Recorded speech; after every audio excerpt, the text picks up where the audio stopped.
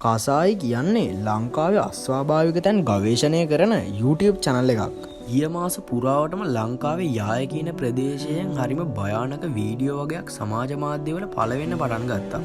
මේත් එක්කම ලංකාවේ news channels ගොඩකින් පිටසක්වල ජීවීන් මිනිස්සු අතර හැංගිලා ජීවත් වෙනවා කියලා හරිම ආందోලනාත්මක ප්‍රකාශයක් කරලා තිබ්බා. 2024 ජූලි 5 වෙනිදා ගම්පහ ප්‍රදේශයේ යාය කියන වනාන්තරයෙන් නාදුරන විලාප ශබ්ද ඇහෙන්න අරන් තිබ්බා. මිනිස්සුන්ගේ කටකතාවල හැටියට මේ වනාන්තරය මිනිස්සුන්ව බිලිගන්නවා කියලයි. ඒ අවට ප්‍රදේශවාසීන් අඳුරු පෙනුමක් ගන්න විනිවිද පේන ජීවියෙක්ව දැක්කා කියලා අපිට තොරතුරු හම්බ වෙන්න ගත්තා. ගොඩක්ම ඇහෙන්නේ රෑට. ඉතින්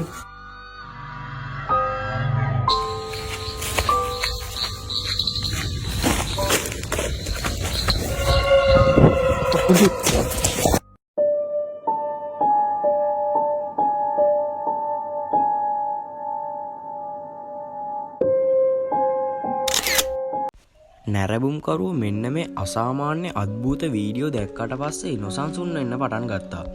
ඒත් එක්කම කසා YouTube channel එකේ ඇඩ්මින් වෙන ගොයුම් අයියා වගේම ඩාර්ක් ග්‍රේ YouTube channel එක කරන තිසරයියත් එක්ක අශේන් අයියත් මෙන්න මේ පිස්සු වැදෙන ගවේෂණයට එකතු වෙලා තිබ්බා. මෙයාලගේ ගවේෂණයේදී මෙයාලට නාදුන වස්තුන් වගේම විනිවිද පේන ජීවීන්ද කැමරාවට සටහන් වෙලා තිබ්බා. අධ්‍යාප පස්සෙන් ඇවිල්ලා පේනවා. ඔයා කිව්වේ මේ චයිනා සෙට් එකක් ඉන්නේ මේ ළඟද? මෙහෙමයි බං. ඒක ගමේ මිනිස්සුන්ට අහු වෙලා තිබ්බේ. මේ ගමේ බං ඇත්තම කතාව ගම්වල බං ගොඩාක්ම ඩෙලිකසි එකක් තමයි කසිප්පු කියන්නේ මිනිස්සුන්ගේ. ඇත්තම කතාව. මිනිස්සු ලොකුවට වියදම් ඔය කොවිඩ් දවස්වල එහෙම මාර විදිහට මේ කැලෑවල් ඇතුලේ එහෙම දේවල් කරා කියලා කිව්වා. ඉතින් අර ඒ දේවල් හින්දා මිනිස්සු මේව ඇතුලේ ඒවා කරන් දෙද්දි ඔය චයිනීස් මිනිස්සු වගේක් දැකලා පොලිසියට කම්ප්ලේන් කරලා තිබ්බා.